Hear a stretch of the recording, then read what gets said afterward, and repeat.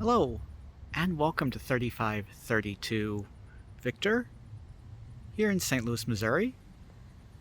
This house was built at the turn of the last century for a Dr. Heinecke, who lived there until 1911, and whose wife subsequently lived here until her passing in 1926. Substantial three-story house, again, very similar in design to the homes that were built around that time of the World's Fair in the kind of 1890s through late 1890s through about 1910. It's a square house over the 3 floors, as I mentioned, and again was originally built as a private residence. You can see some of the ornate trim around the roof, the 2 dormers, their unusual design, and the different colored alternating bricks around the windows as well. So we come up to the house. This house was restored in, I believe, in the early 80s. It was listed for sale as a single-family home again after renovation in 1984, and has seen, obviously, work after that as well. Have the columns here, which look to be similar to how they would have been. And then this door frame. The millwork on this is quite interesting. You can see we have the leaded glass at the top, but then as you take a look up here, you can see these columns, which are carved out of wood. It gives an interesting look to it. As well, I see beveled glass that's etched on one side, plain on the other. Can't tell which of those is original. Then looking at the door, very typical of the time, ornate hardware. And as expected, we walk into a formal foyer with the oak paneled staircase coming down. You can see some of the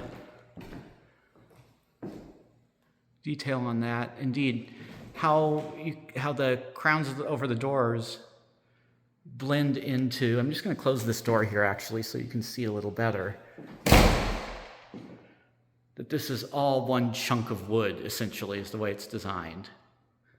One massive piece. And then we have the fireplace. Simple mantelpiece. Then here's the door. It's hard to see that from here. And a ceiling crown. This foyer is very similar to how it would have been. Now, I'm guessing there's a good chance there was a pocket door here at one time because of the way that this transition piece is installed. So it opens up into a parlor.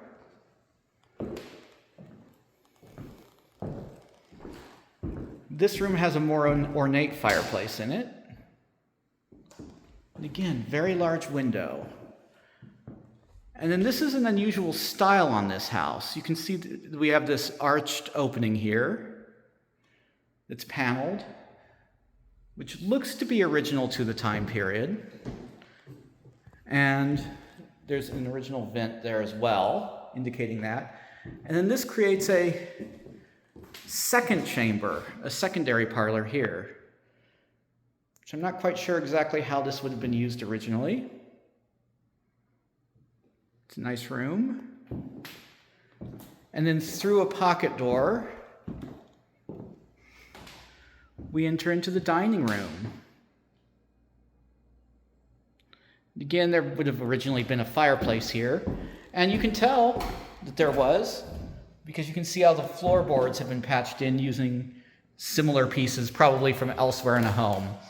What people would do when they'd restore these homes is you would take pieces from perhaps a closet or something that uses flooring from the same lot to patch visible spaces inside the house. So this has been opened up to the kitchen. That probably would have originally had a wall there, but it makes for a good open plan.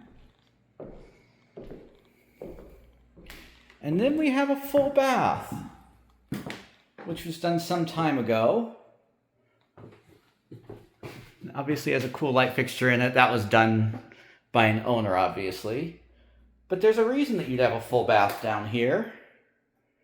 After the good doctor's wife passed away, the house entered a period where it was used as a multifamily property from the 30s up through at least the 50s and 60s. During that time, actually, it had been set up with one person, the owner, who lived on the main floor, and the rooms above used as a rooming house, which is what happened with many, many of these homes of this size. They were often owned by older people who couldn't keep up and didn't need the amount of space they have.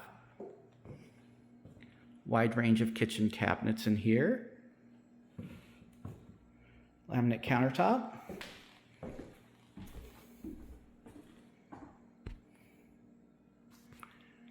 Very high ceilings again.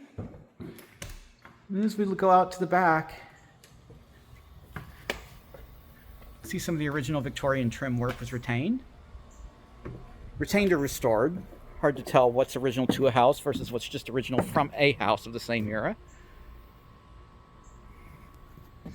And coming out back, whimsical winding brick path back to the parking pad.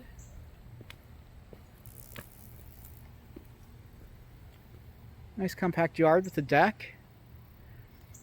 And then coming back around here, I'll just show you this from down here so you can see it when we get upstairs. We have a side balcony. And that's quite a cool little thing, as well as this other balcony up there. Now, how you get out to them is something which I've only come across a couple other times in doing these videos, and I can explain how that works.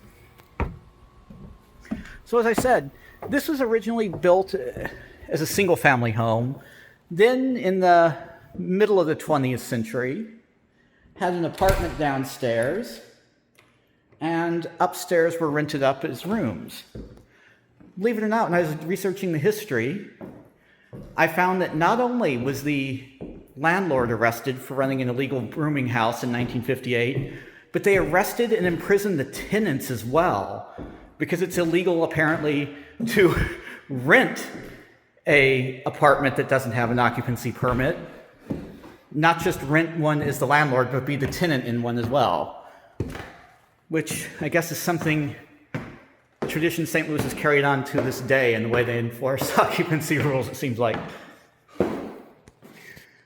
But after reaching its nadir, it had been reconfigured back into a single-family home, which preserved many of the features in it. This is quite unusual here. We have a staircase which opens up to this living room area. And I'm not sure if that was original or reconfigured. This usually would be a bedroom in most of these houses. You can see they installed a stove, probably in the 1980s it looks like. But here we have something very interesting. Out to this front porch is what's called a Juliet window.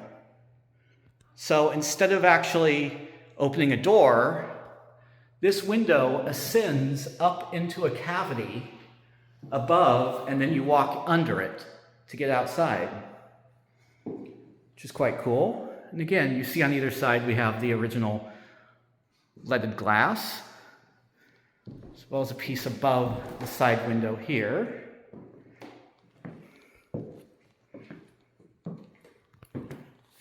And then, if you remember, I was at the back door, or the back patio that we saw.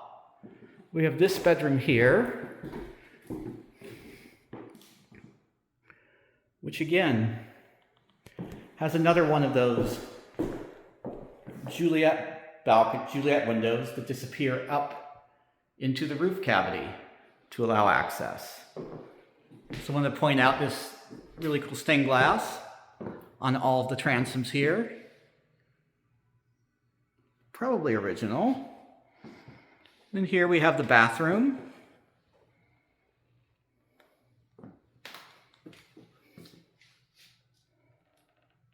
It's the main bath here for this level. Then we have the second bedroom. Again, exceptionally high ceilings in here, as is typical for this era. You can see how tall these are just by looking at that extra closet on top there. This closet arrangement was built after the fact, as you can tell. It's modern materials. Fireplace in here, a little bit more plain, because again, that would have been a bedroom, not the main show-off space, if you will. And then we're in the primary bedroom here on this level. Again, another fireplace. Paneled windows at the lower section of the windows, if I can say that right. Then as we come into this bathroom here, we have another rather unique feature. So have the usual fixtures as needed: shower, double vanity, and toilet hiding back there.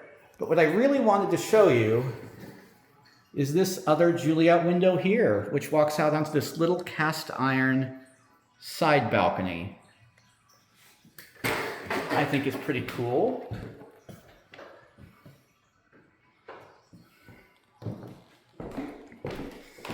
And then from here, I'm sure you've been in enough of these houses to know what I'm doing next. I'm going up the service stairs to the third floor. You can see the stairs get narrower. And then up here, we have an absolutely massive room on this side, which looks to retain its unvarnished wood.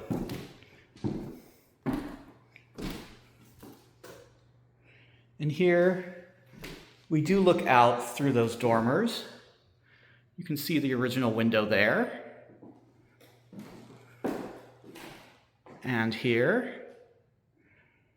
But interestingly, you can see this door. So you can, as we get up to the top floor, they no longer use quarter sawn oak as they did before. It's a much cheaper grade of wood. Still looks beautiful, but you can see that when the house is built, the materials get cheaper and cheaper as you go up because they're not needed to impress guests as much.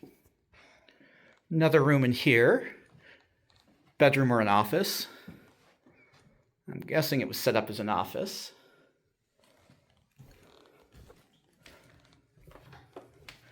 And then here we have the third bedroom on this floor. So I guess that's 6 bedrooms altogether. Now, one of these could be made, apparently there are plumbing connections under here, I was reading, so could be made into another bathroom on this floor, which would be really helpful, and perhaps build one of these out into a master suite.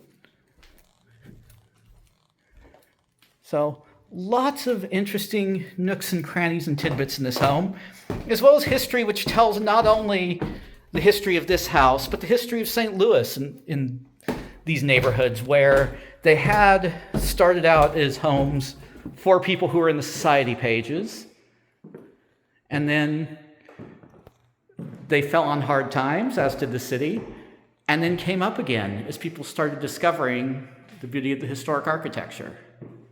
Hope you've enjoyed my video.